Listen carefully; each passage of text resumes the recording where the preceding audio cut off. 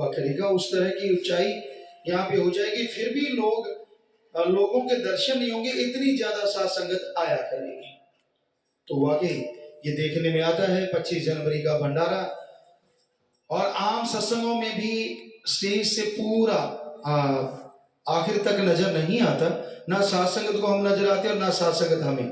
तो स्क्रीनें लगाई जाती हैं, कैमरे लगाए जाते हैं, और 25 जनवरी को तो कई पंडाल बनाए जाते हैं। तो वो वचन ज्यों के त्यों पूरे हो रहे हैं और होते रहेंगे। उन्होंने बहुत सारे वचन किए कि ऐसी राम नाम की रण मचेगी कि पूर्व पश्चिम पूरी दुनिया राम नाम से, ओम हरि अल्लाह मालिक के नाम से जुड़ जाएगी। ये वचन उन्होंने फरमाए, तो वो पूरे 100% होने ही होने हैं। राम नाम से लोग दिन ब दिन जुड़ रहे हैं, मालिक की भक्ति से, सेवा से। हालांकि हटाने वाले हटा रहे हैं, चंद निंदक इकट्ठे हो जाते हैं, कोई ना कोई बुरा ख्याल, कोई ना कोई इंसान को पकड़ा, माया रानी का लालच दिया। आदमी कहता अच्छा वो बड़ा था, वो भी हिल गया, आपको क्या पता वो बड़ा था, सिर्फ खाली घड़ा था, बड़ा नहीं था। जो खाली घड़े होते हैं वो बड़े भी हो तो भी किसी के काम के नहीं होते, और छोटा सा गिलास भी पानी का भरा हो तो पता नहीं कितनों की प्यास बुझा देता है। सो बड़ा छोटा रूहानियत में कोई नहीं होता, नया पुराना भी कोई नहीं होता। जो वचन मानता रहता है वो बेइंतहा खुशियां हासिल करता रहता है, और जो वचन मानने बंद कर देता है वो अपने कर्मों के बोझ तले दबता चला जाता है। तो साईं मस्ताना जी महाराज आज के दिन है लेकर आए दो जहां का खजाना जी, कि दोनों जहां का खजाना, ऐसी भक्ति इबादत का तरीका जिसको करने से यहां भी खुशियां और अगले जहां में भी खुशियों की कोई कमी नहीं रहती। तो प्यारी सत्संग जी, और जब आप सत्संग में आके बैठते हैं, अपनी भावना, अपना विचार, अपनी आंखें अल्लाह राम की तरफ जोड़ के रखा करो। कई देखा है जवानी पल्ले पड़े नादानी ऐसी होती है, इसमें लोग सत्संग राम नाम को कुछ नहीं समझते, बुरी तरफ ध्यान, बुरी सोच, बुरे ख्याल, और ये नहीं पता कि यहां बैठ के अगर आप ऐसा कुछ करते हैं तो कई गुना बढ़ के महागुना हो जाता है, महा पाप के अधिकारी आप बन जाते हैं, और जिसका फल फिर बेहद भोगना पड़ता है।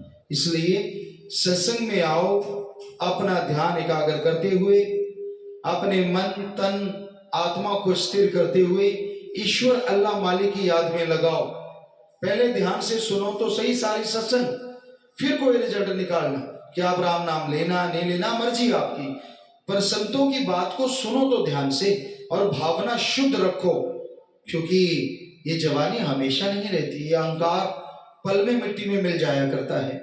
इसलिए अपने मन रूपी नफ्स रूपी घोड़े की लगाम खींच के रखो, राम नाम में बैठे हो, राम नाम से लिप जोड़ो, ध्यान को भटकने ना दो, ईश्वर के साथ जोड़ के रखो, तभी तमाम खुशियां मिलेगी, तभी मालिक की दया में रहमत के काबिल बन पाओगे। भजन के शुरू में आया जी, बिलोचिस्तान में चरण टिकाए है मेरे सरताज, पिता पिल्ला मल जी का घर सुनाया तूने मेरे दिलदार, माता तुलसा बाई जी के हुआ पिया का आनाश, सच्चे रहबर बेपरवाह तमाम खुशियां बख्शने वाले, सीधी सादी सरल भाषा में लोगों को समझा के निज धाम का नजारा दिखाने वाले दाता रहबर ने बिलोचिस्तान में अवतार लिया।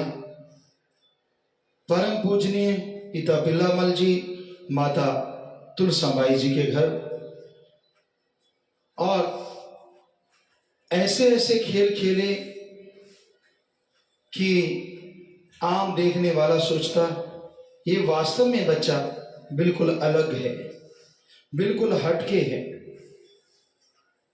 शुरू से ही मालिक की प्राप्ति का अंदर जुनून लिए हुए, मालिक की दया में रहमत को पाने का जुनून, अपने अंदर मालिक का नूर लिए हुए साईं मस्ताना जी महाराज बिलोचिस्तान में छोटे से कोटड़ा गांव में घुमा करते। देखने वाले ये देखते और ये जरूर कहते कि इस बच्चे में सबसे हटके कुछ तो है। कोई कुछ कहता, कोई कुछ कहता, कोई कुछ कहता। पर समझ नहीं आती कि आखिर ऐसा क्या है। कोई सोचता अच्छा विद्वान है, कोई सोचता अच्छा व्यापारी बनेगा, कोई सोचता ज्ञानी बनेगा, ज्ञानवान है, तो कोई कुछ, पर ये कोई नहीं जानता कि आखिर साईं मस्ताना जी महाराज क्या है। ये तो तभी पता चला जब वो जाहिर हुए, जब वो प्रकट हुए, जब साईं श्रावण शाह जी को मिले और पता चला कि वाकई ये तो उस मालिक का नूर मौला है, वो रहबर है जो दुनिया की मझधार में फंसी हुई बेड़ी को, आत्माओं को मालिक से मिलाने आए हैं। तो सच्चे दाता का जन्म के समय ही उनके बहन जी ने बताया कि जब ये पैदा हुए, बड़ी बहन चंद्रोबाई जी कहने लगी कमरे में नूर भर गया, ऐसे लगा बहुत ही खूबसूरत, बहुत ही मीठा, बहुत ही सुनहरी प्रकाश कमरे में जगमगाने लगा। साईं मस्ताना जी महाराज की आभा देखते ही बनती।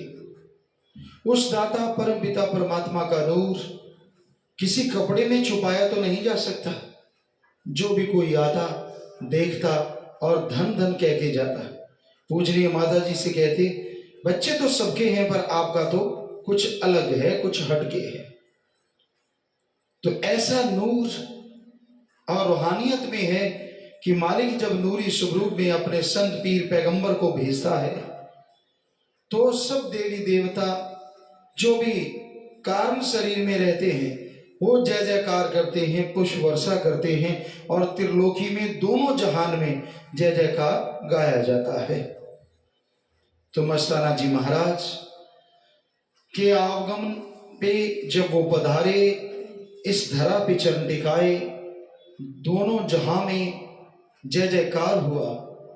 वो रूहें जो मालिक से संस्कारी थी, वो रूहें जो मालिक से मोहब्बत तो करना चाहती थी लेकिन काम धंधे में इतनी बुरी तरह से उलझी हुई थी कि उन्हें फुर्सत ही नहीं मिल पा रही थी।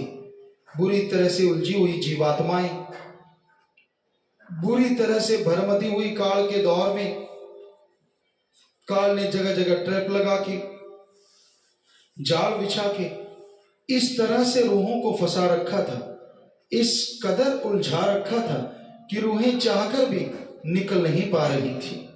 तो ऐसे रूहों की मुक्ति के लिए, ऐसे रूहों की आजादी के लिए साईं मस्ताना जी महाराज इस धरती पे आए, जीवों को समझाया, शिक्षा दी और बचपन में ही ऐसे खेल खेले कि जिसे देख के लोग कह देते थे कि ये तो रब्बी नूर है, ऐसा तो आम बच्चा कर नहीं सकता। तो ऐसे मुर्शिद कामिल रहमो करम के दाता और उनका चेहरा नूर से भरा, नूरानी नूर संत पीर पैगंबरों में जो मालिक भेजते हैं, अपना रूप स्वयं मालिक पधारते हैं तो वो नूर ऐसा आभा मारता है, ऐसी खुशियां देता है, ऐसा आनंद परमानंद बख्शता है जिसका लिख बोल के वर्णन नहीं हो सकता।